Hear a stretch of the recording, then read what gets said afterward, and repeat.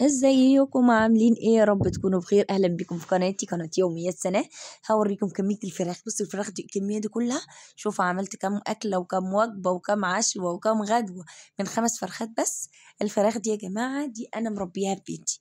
الفراخ دي انا مربياها في بيتي، شايفين شكلها وحلاوتها وجمالها. بعد ما نضفتها، دول 5 فرخات. انا بجيب بالكميه بربيها، وبلاقي اللي استوفى للذبح بذبح.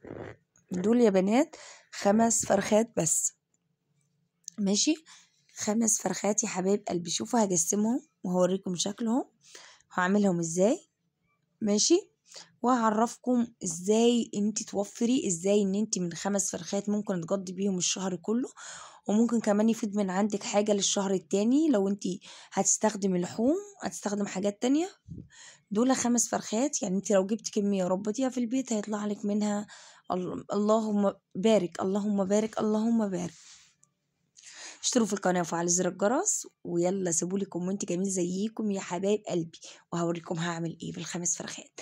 اول حاجة انا جبت الصينية وحطاهم عليها زي ما انتم شايفين كده. هحاول ان انا اختار الوراك لوحديها والصدور لوحديها والكتف لوحديه، وهبدأ ان انا اجسم الفراخ كل شوية زي بعض، احطه معاكم عشان ما تلخبطش.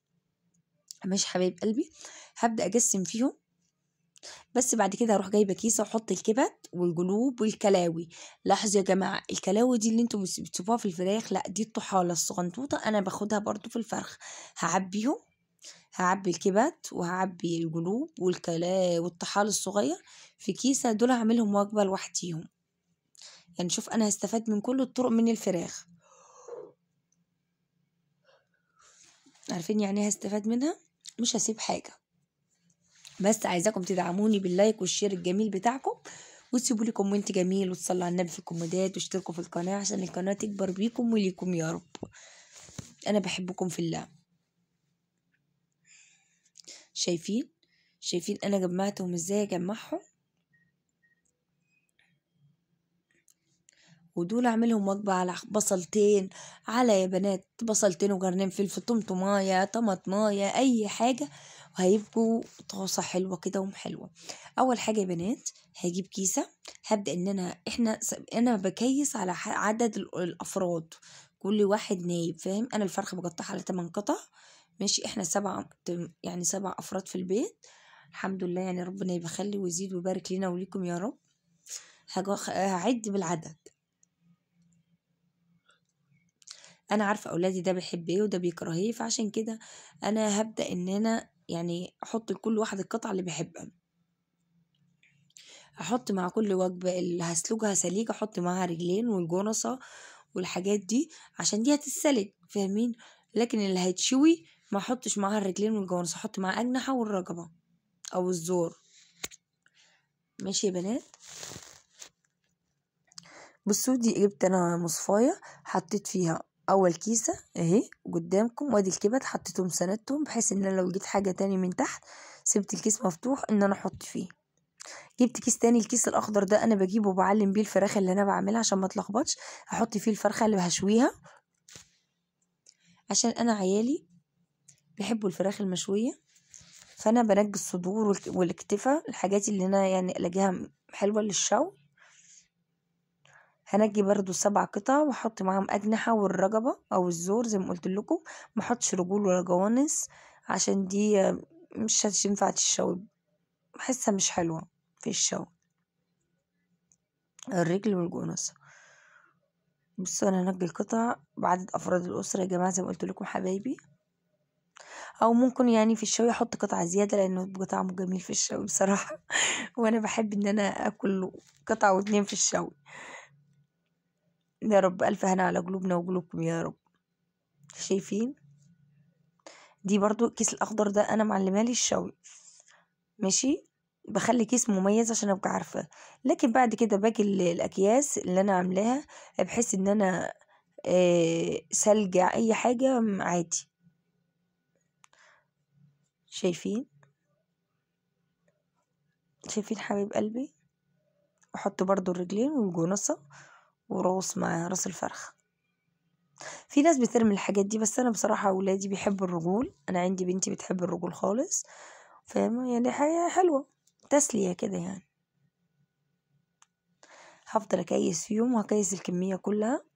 هوريكم انا هعمل ايه دلوقتي في الباقي. انا كده كيست 3 اكياس من ال5 فرخات.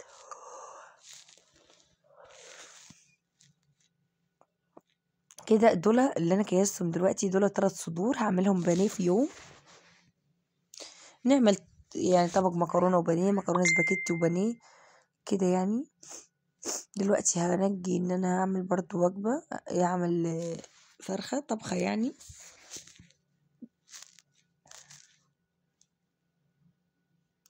هنجي وجبة كاملة.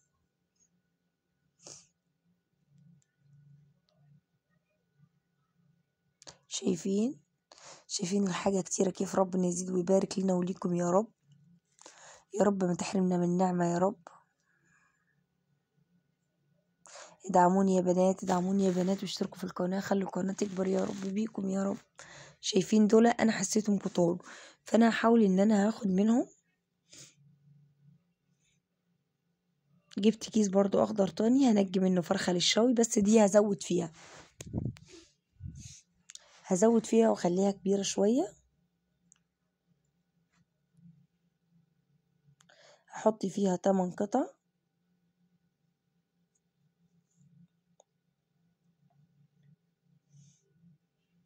ده الصدر انا نجيته، واحط معاه الاجنحة. انا كنت محتارة اعمل فيهم ايه، بس بعد كده الفكرة جات لي في دماغي، وشوفوا هعمل ايه فيهم.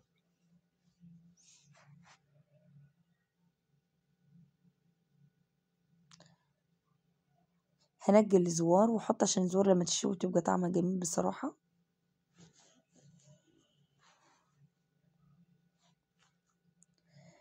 بعد كده هفكر وافك الاكياس تاني.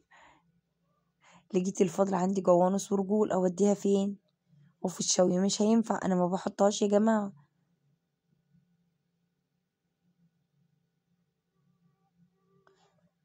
بصوا هبدأ ان انا افك الاكياس. هنا معايا دلوقتي هبدأ افك الكيسة تاني، وهطلع قطعة صدر من اللي انا حطيته في الشوي، واحط الاجنحة في الشوي طعمها جميل جدا هي والزوار، خلي بالكم. وعيالي كده بيحبوا ينجنجوا فيها لحد ما تستوي الفراخ. دي لنا حجمها صغير فتستوي بسرعة. بس انا حطيتهم اهم الاجنحة بحيث ان انا اشوهم لهم مع فرخة. بصوا لميت كل حاجة وحطيتهم. بصوا بيكدي اللهم صل على النبي، ربنا يزيد ويبارك يا رب عليه الصلاة والسلام. وبرضو لقيت برضو الطحال اللي هو الحباز الصغنطوطة دي اللي عامل زي الكبدة.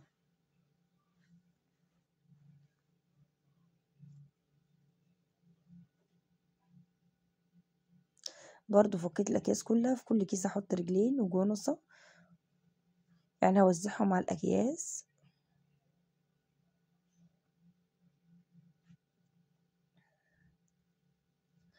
شايفين يا بنات، اهم حاجه اتعلموا ان احنا نوفر. يعني انا عملت كذا وجبه من 5 فرخات.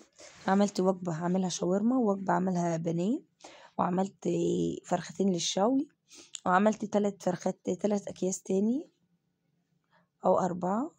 هشوف العدد معلش نسيت. الزهايمر اعذروني. بحبكم. بصوا اهو في دي اهو. هفضي الصينيه من الميه اللي هي فيها في الحله اللي قدامي اهو. شايفين دول 3 صدور اهو. اعملهم شاورما في مره، صدرين يعني كويسين. شايفين ادي كيسه، وادي الكبد اللي قلت لكم عليها يا بنات اكله تاني، وادي كيس تاني، وادي دول اللي هعملهم بانيه 3 صدور، وادي كيس تاني. دول هما الاتنين الخضر شايفين للشوي. استعملتهم شوي بس ابقى معلماهم، ما استعملتهمش خلاص. يبقى دي يا بنات 5 اكياس، وكيس بانيه، وكيس شاورما، وكيس الكبد. ماشي زي ما قلت لكم، اشتركوا في القناه وفعلوا زر الجرس. ماشي، وسيبوا لي كومنت جميل زيكم، وربنا يزيد ويبارك علينا وعليكم يا رب. شايفين الكبد، ادي الكبد اللي قلت لكم عليها. ماشي، دول الكبد اللي قلت لكم عليها. يلا يا بنات ادعموني ادعموني ادعموني. السلام عليكم ورحمة الله وبركاته.